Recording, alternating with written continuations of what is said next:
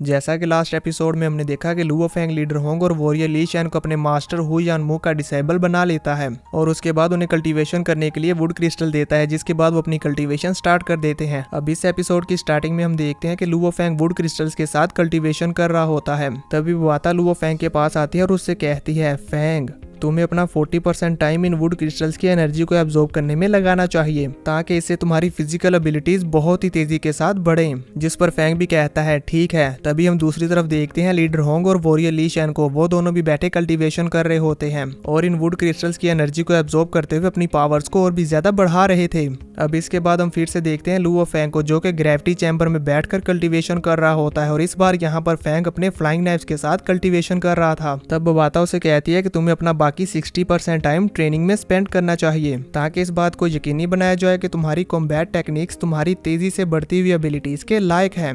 अब यहाँ पर कल्टीवेशन करने के बाद फेंग वॉरियर ली शैन के साथ एक पुरानी सिटी में चला जाता है और वहाँ पर जाकर उनके साथ कम्बैट फाइट करता है। ये दोनों यहाँ पर फाइट कर ही रहे थे कि तभी वहाँ पर लीडर होंग भी आ जाते हैं, जिन्हें देखकर ये दोनों रुक जाते हैं और लीडर होंग वहाँ पर एक काफी आइकॉनिक एंट्री लेते हैं। जिसके बाद यहाँ पर लीडर होंग, वॉरियर ली शैन और लुओ फेंग इन तीनों के दरमियान फाइट शुरू हो जाती है। बेसिकली दोस्तों ये यहाँ पर एक दूसरे के साथ फाइट करके अपनी कॉम्बैट एबिलिटीज को बढ़ा रहे हैं ताकि इनका फाइटिंग एक्सपीरियंस बढ़े। इनके यहाँ पर प्रैक्टिस करने की वजह से वहाँ पर मौजूद आसपास के कई सारे मॉन्स्टर्स भी मर रहे होते हैं और उसी के साथ साथ बहुत सारी बिल्डिंग्स भी तबाह हो रही होती हैं। यहाँ पर एक दूसरे के साथ फाइट करने के बाद ये तीनों अलग अलग हो जाते हैं और मॉन्स्टर्स को किल करने लगते हैं कि कौन ज्यादा मॉन्स्टर्स को हंट करता है। जहाँ पर हम देखते हैं कि वॉरियर ली शैन तो बड़े बड़े किंग कॉन्ग मॉन्स्टर्स को बड़े ही आसानी के साथ किल कर रहे थे और वहीं दूसरी तरफ लीडर होंग भी कई मॉन्स्टर्स को किल करते जा रहे थे। तभी अचानक से वो देखते हैं कि लुओ फेंग भी तेजी के साथ उन्हीं की तरफ आ रहा है। फेंग को अपनी तरफ आता हुआ देखकर वॉरियर ली शैन हैरान होते हुए कहते हैं, लुओ फेंग तो सच में काफी तेज हो गया है, जो दोबारा से इतनी जल्दी हम तक पहुंचने वाला है। ये कहने के बाद वो दोनों वहां से तेजी के साथ आगे बढ़ जाते हैं।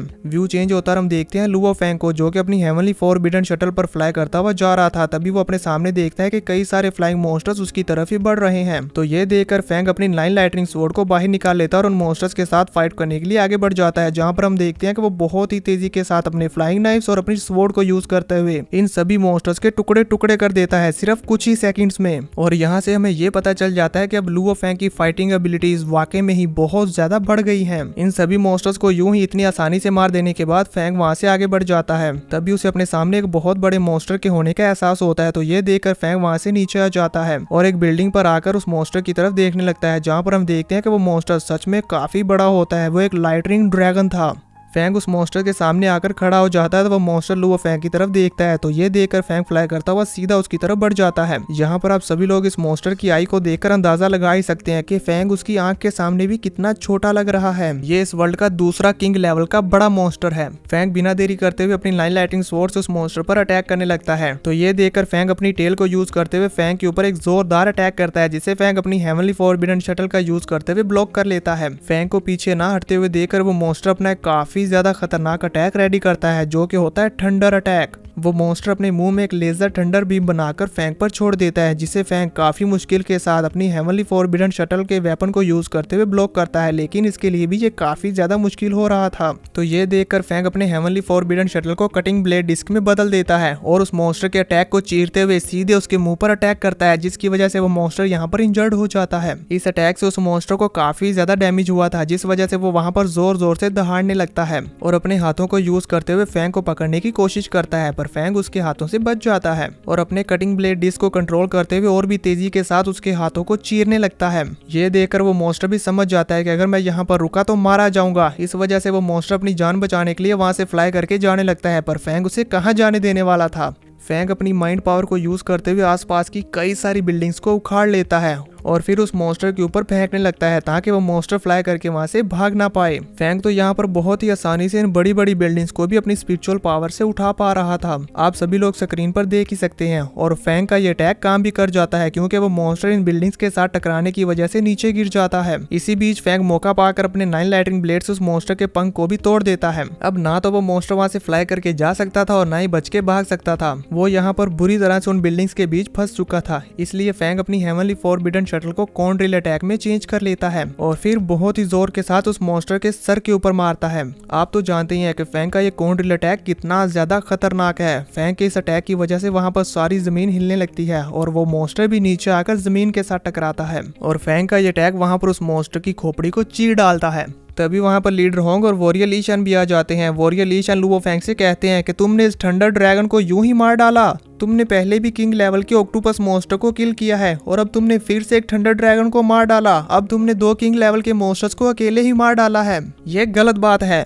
जिस पर फैंग उनसे कहता है जो पहले आएगा वही पाएगा। जिस पर वॉरियर ली शैन उससे कहते हैं तुम बहुत बेशरम हो, तुमने 2 किंग लेवल मॉन्स्टर्स को अकेले ही मारने की हिम्मत की, चलो अब मेरा सामना करो, मैं भी देखता हूँ कि आखिर तुम कितने एरोगेंस हो। ये कहते हुए वॉरियर ली शैन अपना आर्मर पहन लेते हैं और बैटल के लिए रेडी हो जाते हैं। यानी कि दोस्तों यहाँ पर वॉरियर ली शैन ने लुओ फेंग को फेस टू फेस फाइट करने का चैलेंज किया है, जिस पर लुओ फेंग भी उनका ये चैलेंज एक्सेप्ट कर लेता है और वो दोनों फाइट करने के लिए अपनी अपनी पोजीशंस ले लेते हैं। लीडर होंग इन दोनों की ये फाइट देखने के लिए ऊपर आसमान में जाकर खड़े हो जाते हैं। अब इसके बाद इन दोनों के दरमियान फाइट शुरू हो जाती है, जहाँ पर लुओ फेंग अपने कॉर्न ड्रिल अटैक को रेडी करता है और वॉरियर ली शैन अपने थंडर पावर को रिलीज करते हुए अपनी स्वॉर्ड के साथ फैंग पर अटैक करने के लिए आगे बढ़ते हैं। तो फैंग उन पर अपने कॉर्न ड्रिल अटैक से अटैक करता है, जिसे वॉरियर ली शैन अपनी स्वॉर्ड को यूज करते हुए ब्लॉक करते हैं और साथ ही साथ अपनी डोमेन को भी रिलीज कर देते हैं। अपनी डोमेन को यूज करने की वजह से उनके सामने फैंग का ये अटैक फीका पड़ रहा था, जिसे देखकर फैंग कहता है ऐसा लगता है कि सेकंड ब्रदर की डोमेन एबिलिटी पहले से इंप्रूव हो गई है। इसलिए फैंग अपने कॉर्न ड्रिल अटैक की पावर को और भी ज्यादा बढ़ा देता है, जिस वजह से वॉरियर ली शैन के लिए उसे अपनी डोमेन में भी रोक पाना मुश्किल हो रहा था। इसलिए वो भी अपनी फुल पावर लगा देते हैं और फैंग के इस कॉर्न ड्रिल अटैक को नलीफाई कर देते हैं और फिर आगे बढ़ते हुए फैंग पर अटैक करने के लिए जाते हैं। तो फैंग उनके साथ कॉम्बैट फाइट करने लगता है और यहाँ पर इन दोनों के दरमियान स्वॉर्ड फाइट होने लगती है, जिसमें वॉरियर ली शैन लुओ फेंग के ऊपर भारी पड़ रहे थे। तो ये देखकर फैंग अपने फ्लाइंग नाइफ्स को यूज करता है और वॉरियर ली शैन का ध्यान भटकाने की कोशिश करता है, लेकिन वॉरियर ली शैन फैंग के उन फ्लाइंग नाइफ्स का आसानी से सामना कर पा रहे थे और कहते हैं मैंने ये एक्सपेक्ट नहीं किया था कि थर्ड ब्रदर इतनी जल्दी 32 ब्लेड्स को कंट्रोल करने लायक हो जाएंगे। ना सिर्फ ये 32 ब्लेड्स को कंट्रोल कर रहे हैं बल्कि उन्हें बहुत ही अच्छे से हैंडल भी कर रहे हैं। लुओ फेंग उन्हें अपने फ्लाइंग नाइफ्स के जाल से निकलने का मौका ही नहीं दे रहा था, बार बार कभी इस तरफ से तो कभी उस तरफ से उन पर अपने फ्लाइंग नाइफ से अटैक किए ही जा रहा था। वॉरियर ली शैन के लिए इन सब का सामना करना मुश्किल हो रहा होता है, इसलिए वो कहते हैं मुझे जल्दी से जल्दी इस सिचुएशन से बाहर निकलना होगा, नहीं तो मैं ये फाइट हार जाऊंगा। इसलिए वॉरियर ली शैन घूमते हुए अपने आसपास काफी सारे थंडर को इकट्ठा कर लेते हैं और फिर उस सब थंडर को रिलीज करते हुए फैंग के सभी फ्लाइंग नाइफ्स को दूर हटा देते हैं। ये देखकर फैंग अपने फ्लाइंग नाइफ्स को कंबाइन करके उनका एक कंबाइन अटैक बनाता है, जिसके बाद वो फिर से उन पर अटैक करता है, लेकिन वॉरियर ली शैन इस बार बड़ी ही आसानी से उसके इस अटैक को डिफ्लेक्ट कर देते हैं और इसी के साथ साथ फैंग पर अपना एक जोरदार स्लैश अटैक लगाते हैं, जिसे वो कहते हैं थंडर वेव। फैंग को भी समझ आ जाता है कि इनका ये अटैक बहुत ज्यादा खतरनाक है, इसलिए फैंग उनके इस अटैक का सामना नहीं करता बल्कि इसे डोज करता है और कहता है सीरियसली। हम देखते हैं कि वॉरियर ली शैन का ये अटैक वाकई में ही बहुत ज्यादा खतरनाक था। वो जिन जिन बिल्डिंग्स के साथ लगता है उन बिल्डिंग्स को बीच में से काट डालता है। इस अटैक के करने के बाद ही वॉरियर ली शैन लुओ फेंग को संभलने का मौका नहीं देते। इससे पहले कि लुओ फेंग खुद को संभाल पाता, वॉरियर ली शैन बड़ी तेजी के साथ लुओ फेंग के पास आ जाते हैं और उस पर अटैक करने ही वाले होते हैं कि तभी फेंग स्माइल करते हुए कहता है कि मैंने आपको बेवकूफ बना दिया। उसकी ये बात सुनकर वो भी शॉक हो जाते हैं कि क्या। तभी हम देखते हैं कि फैंग नीचे से अपने फ्लाइंग नाइफ्स को लाता है और वॉरियर ली शैन पर अटैक करता है, जिसकी वजह से उन्हें जल्दी से पीछे हटना पड़ता है और वो फैंग पर अटैक नहीं कर पाते। अब यहाँ पर फैंग को मौका मिल चुका था अपना एक पावरफुल अटैक रेडी करने का, इसलिए फैंग अपने सभी फ्लाइंग नाइफ्स को कंबाइन करते हुए अपनी हेवनली फॉरबिडन शटल का एक और खतरनाक अटैक रेडी करता है, जिसका नाम होता है फिश स्वॉर्ड फॉर्मेशन। फैंग का ये अटैक साइज में कॉर्न ड्रिल अटैक से भी बड़ा था और इसकी पावर भी कॉर्न ड्रिल से काफी ज्यादा होती है। फैंग इसको यूज करते हुए सीधे वॉरियर ली शैन के ऊपर सामने से अटैक करता है, जिसे वो अपनी स्वॉर्ड से ब्लॉक करने की बहुत ज्यादा कोशिश करते हैं और ब्लॉक करते साथ साथ वो कहते हैं वेरी गुड, तुमने एक और ब्रेक थ्रू कर लिया। ये कहते हुए वो फैंग के इस अटैक को दूसरी तरफ मोड़ देते हैं, जहाँ पर हम देखते हैं कि फैंग का वो अटैक जहाँ जहाँ से गुजर रहा था वहाँ पर तबाही मचाता जा रहा था। अब ऐसा करने की वजह से वॉरियर ली शैन भी अपना बैलेंस नहीं बना पाते और वो नीचे जमीन पर आकर गिरते हैं, पर फैंग अपने उस अटैक को कंट्रोल करते हुए दोबारा से वॉरियर ली शैन की तरफ लाने लगता है। अब इससे पहले कि वॉरियर ली शैन खुद को संभाल पाते, फैंग का वो अटैक फिर से वॉरियर ली शैन पर आकर लगने वाला था, जिसे वो बहुत ही ज्यादा मुश्किल के साथ डोज करते हैं, मरते मरते बचते हैं। फैंग का वो फिश स्वॉर्ड अटैक वॉरियर ली शैन का पीछा करने लगता है और बार बार उन पर अटैक करता है। वॉरियर ली शैन वहां से कभी इस तरफ भागते हैं तो कभी उस तरफ, लेकिन वो उससे नहीं बच पाते और बार बार फैंग का वो अटैक वॉरियर ली शैन को हिट होते होते बचता है। वॉरियर ली शैन उससे जितनी मर्जी भागने की कोशिश कर लेते, लेकिन वो इससे बचकर नहीं भाग पा रहे थे और आखिरकार वो यहाँ पर फंस ही जाते हैं और कहते हैं इस लड़के को संभालना तो डे बाय डे मुश्किल होता जा रहा है।